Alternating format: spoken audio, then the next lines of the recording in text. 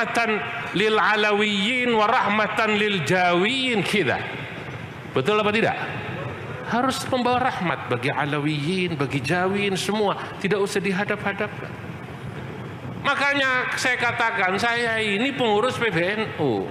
Kalau saya diundang acara habaib, saya datang, Pak. Saya diundang misalnya oleh teman-temannya Kiai Imad, saya datang karena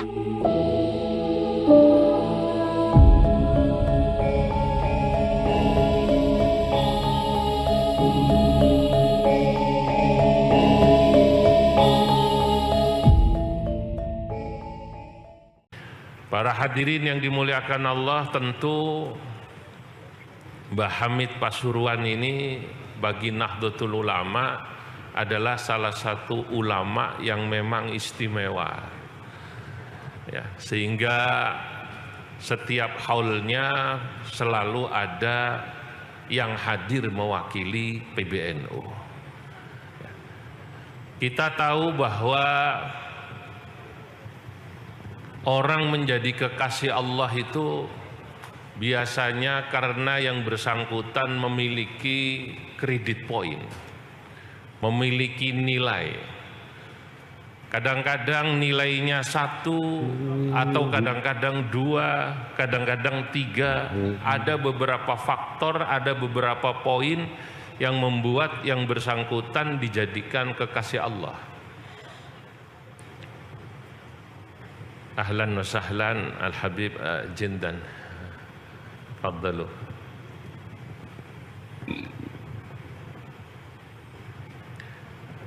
Ada orang yang menjadi kekasih Allah itu karena poin yang dimilikinya, beliau adalah seorang ulama atau seorang fuqaha.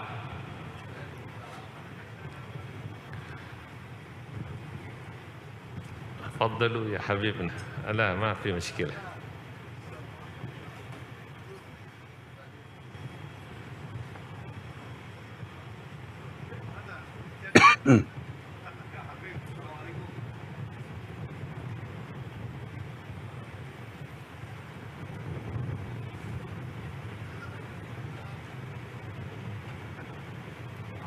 Masya Allah.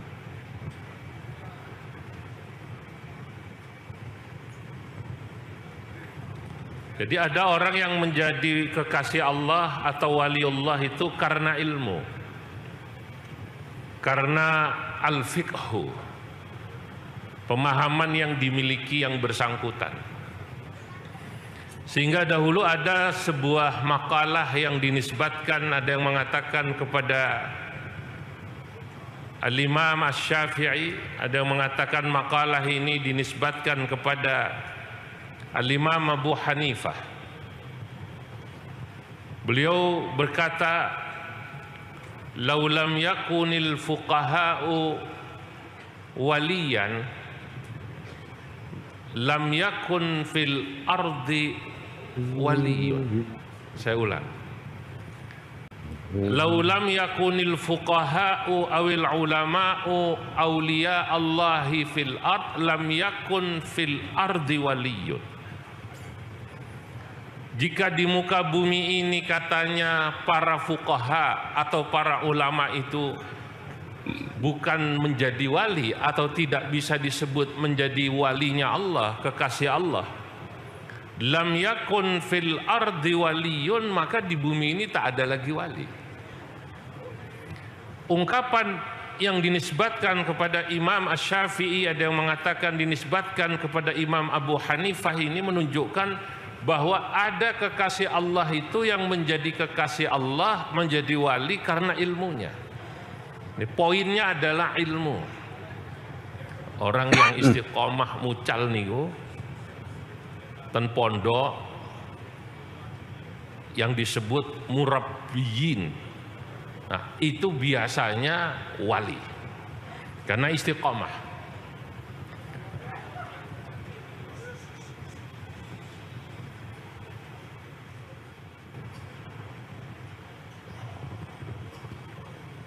Saya ulangi. Orang yang biasanya istiqamah ngaji atau istiqamah tahammulil ilmi, dia disebut sebagai wali. Nah, niku berat zaman sekarang ini. Makanya ketika ada seseorang bilang pada saya, Gus Baha niku kok diundang sulit ngisi-ngisi haul atau pengajian kecuali di beberapa tempat. Saya jawab, saya katakan pun cukup yang jadi korbannya saya saja. Orang seperti Gus Baha itu memang sebaiknya tetap istiqomah mucal ngaji. Saya katakan waktu haul dileteh, nggih Gus nggih. Dulu sebelum saya diamanati ten mriki di Tanfidiyah ini, dulu saya di Suriah kados Gus Tajul niki, saya masih istiqomah ngaji, Bib. Majelis tinggalan orang tua saya itu lebih dari 25 majelis seminggu. Sekarang harus saya bagi dengan adik saya keliling ngaten niki. Resikonya apa? Pasti yang namanya tidak istiqomah ngajar ngaji, mutolaahnya kurang. Mutolaahnya kurang. Saya pada kesempatan ini hanya akan memberi contoh mawon dari apa yang saya baca dalam manaqib. Saya tidak akan berani keluar dari situ. Karena berbicara tentang seseorang yang diholi harus membaca bagaimana manaqib beliau. Manaqib ini ditulis tentu sesudah beliau wafat. Ini berbeda dengan Imam Asy-Sya'rani. Imam Asy-Sya'rani sahib Lataiful Minan wa sahib Al-Yawaqid wal Jawahir, pemilik kitab Lataiful Minan wal Akhlaq dan pemilik kitab Al-Yawaqid wal Jawahir fi bayani aqaidi ahli al-akabir. Beliau menulis biografi dirinya sendiri. Imam Asy-Sya'rani. Nah, Imam Sya'rani nggih niki termasuk nggih ya sami kalau Gus Ipul niku. Sami kados kula, wali yang istrinya nggih lumayan nih, lumayan. Saudara-saudara, saya dari manaqibnya niku membaca satu hal saja yang tadi digambarkan husnit tawiyati daiman fi qalbihi. Bagaimana Mbah Hamid Pasuruan ini batinnya, at-tawiyahnya luar biasa, daiman, hatinya itu bersih. Resike niku pripun? Nggih persis seperti yang disampaikan Gus Firjon wau, beliau itu punya sifat rahmah yang luar biasa kepada umat. Dalam manaqib niku sejarah Mbah Hamid Pondok Salafiyah pernah kemasukan maling, ngertos nggih?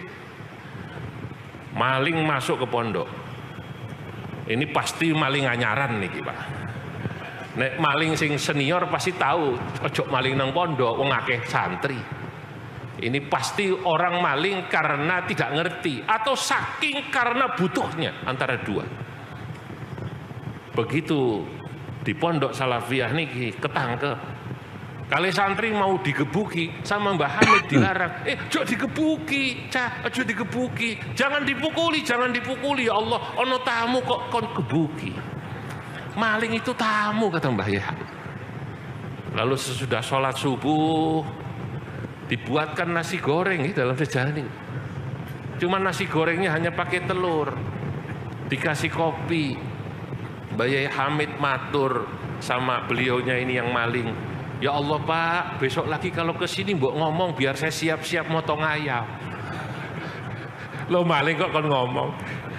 Ini mohon maaf, nasi gorengnya hanya pakai telur. Masya Allah.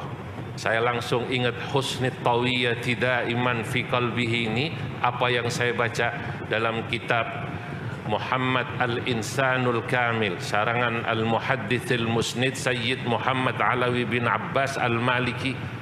Dalam kitab Muhammad Al-Insanul Kamil, Sayyid Muhammad bin Alawi bin Abbas Al-Maliki menjelaskan ketika membahas makna wa ma arsalnaka illa rahmatan lil alamin, tidaklah kami mengutus dirimu hai Nabi Muhammad kecuali agar engkau menjadi rahmat bagi seluruh alam.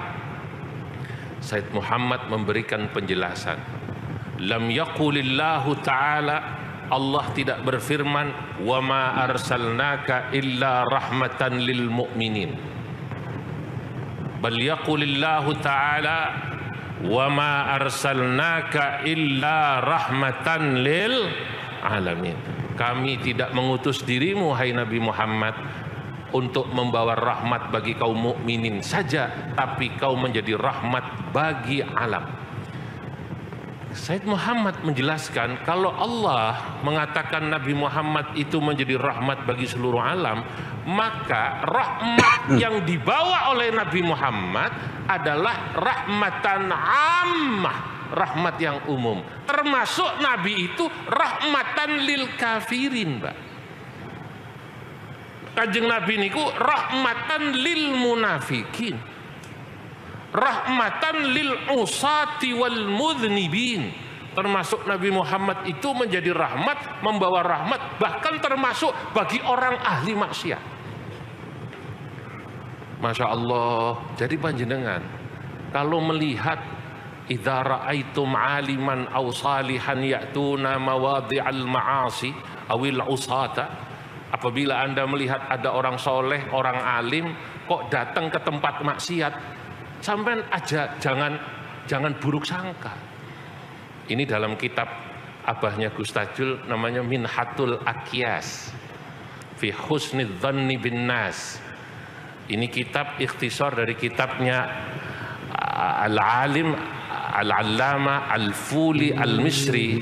Kitab aslinya besar, Tuhfatul Aqyas fi husnidz dzanni bin nas.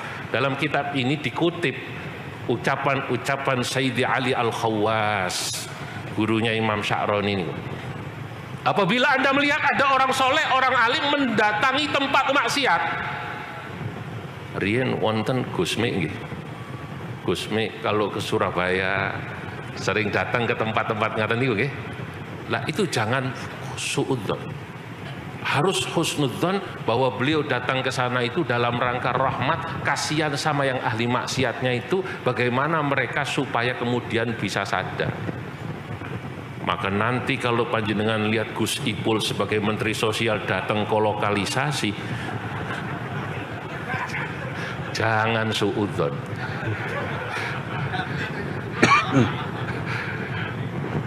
Bukan berarti beliau kalau datang ke sana jadi gratis, bukan. Innama ya'ti maudhi'al ma'asi awil usa li rahmatihi lahum. Gus Ipul sebagai Menteri Sosial itu datang ke tempat maksiat itu karena kasihan. Kon mandek ojo ngene iki, ojo, saya kasih bekal. Menteri Sosial punya instrumennya, dikasih modal, diajarin jahit, nanti Gus nggih, supaya berhenti itu. Ini saudara-saudara, bapak-bapak, bagaimana ulama-ulama dulu mengajarkan pada kita bahwa rahmat itu harus diberikan termasuk lil usah wal mudhnibin. Bayi Hamid niku, bagaimana kasihannya sama pencuri, dikasih makan. Nek zaman saiki ono maling ngono niku, kira-kira diapakno, Cak? Kepuki. Mbah Hamid mboten.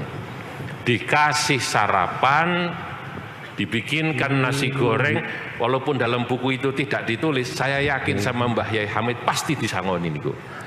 Masya Allah, itu rahmah. Sekarang ini yang langka niki, Pak, rahmah ini.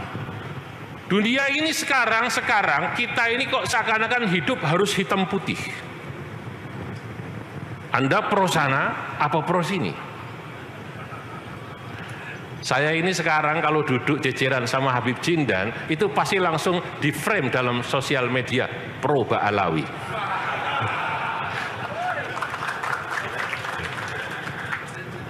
Besok saya kumpul sama Kang Imat, itu tetangga saya di Banten.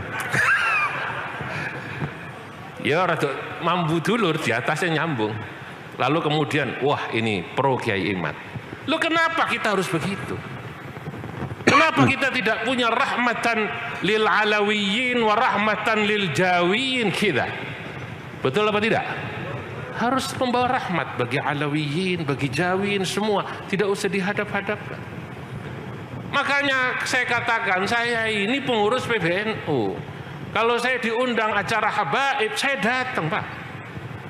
Saya diundang misalnya oleh teman-temannya Kiai Imat, saya datang karena Nahdlatul Ulama datang dalam rangka mewujudkan makna wa ma arsalnaka illa rahmatan lil alamin.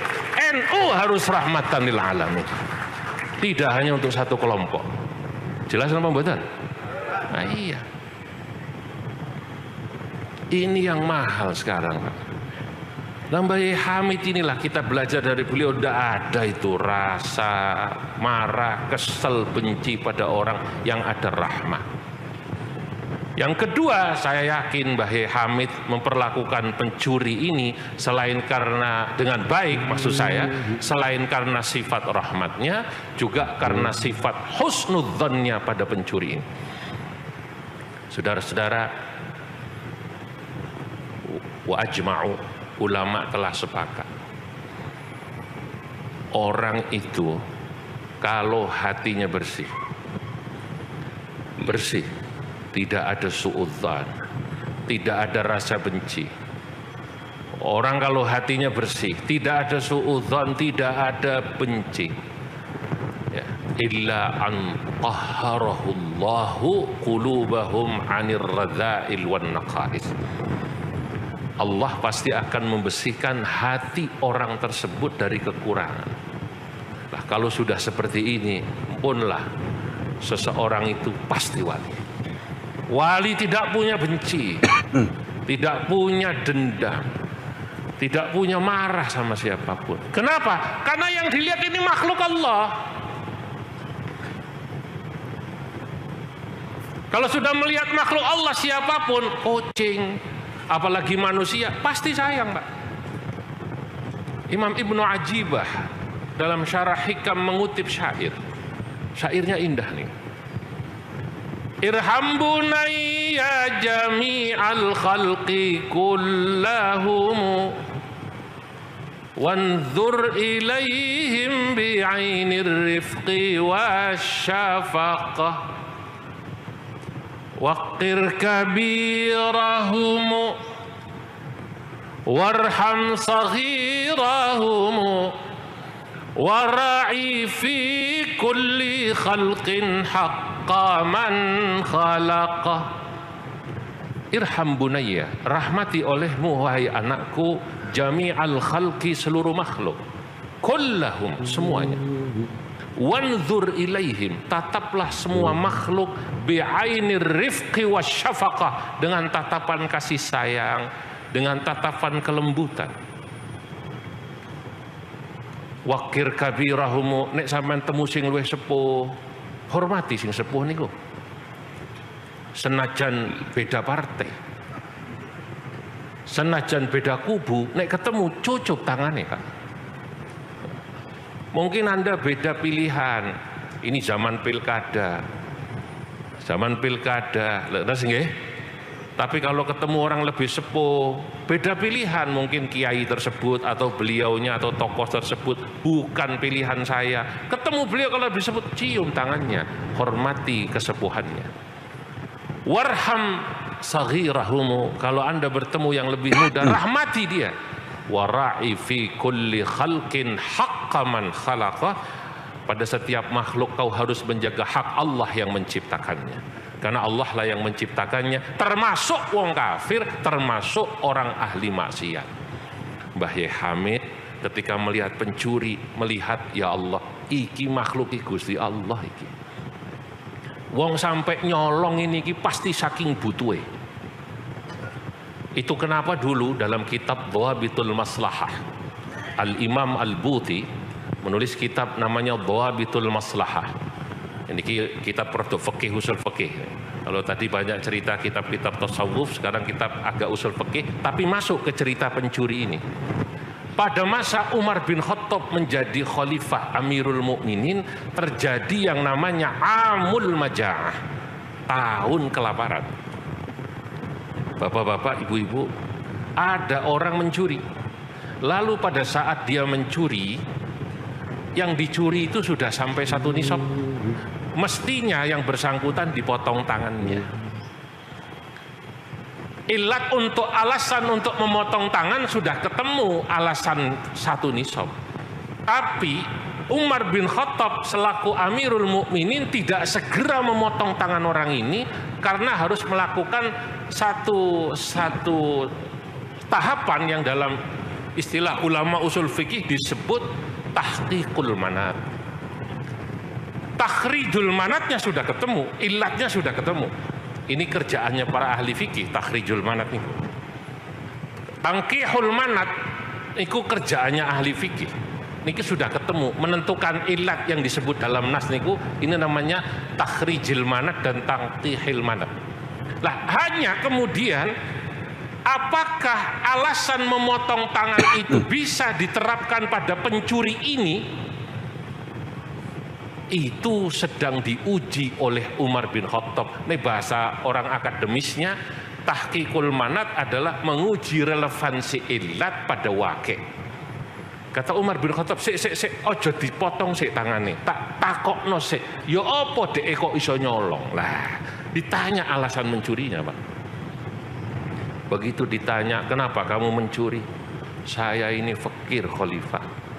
Sudah sekian hari tidak bisa makan keluarga saya.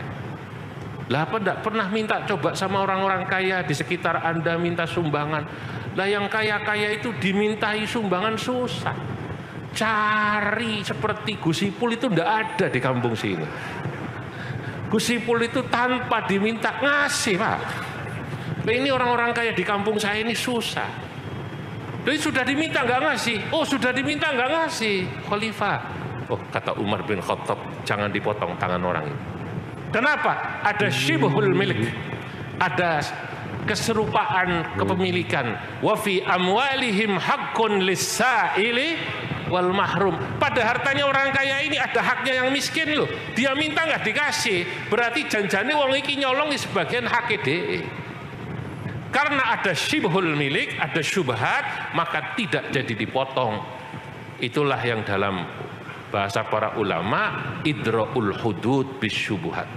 Umar bin Khattab sebenarnya sedang husnudzon. Kenapa dia nyuri, Pak? Sama kayak nanti kalau Anda lihat tadi itu, tidak semua orang tempat-tempat nakal itu di lokalisasi itu memang seneng gitu, Pak. Jangan-jangan itu Pak Menteri itu karena kepepet, Pak Menteri. Betul apa tidak?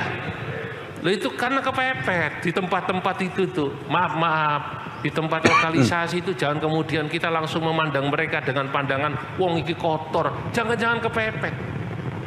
Mereka kalau ditanya apa mau berhenti apa tidak dari pekerjaan ini, ya Allah Pak Menteri Gus Ipul, kalau boleh saya mau jadi istri keduanya jenengan.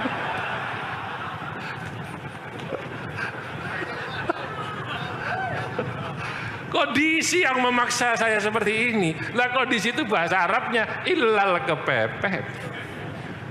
Oh, berarti kita harus husnudzon. Mbah Hamid nih, Masya Allah, husnudzonnya luar biasa sama pencuri. Sampai tidak dipukuli, dikasih makan. Bahkan insya Allah saya yakin beliau disangoni sama Mbah Hamid. Itu karena apa?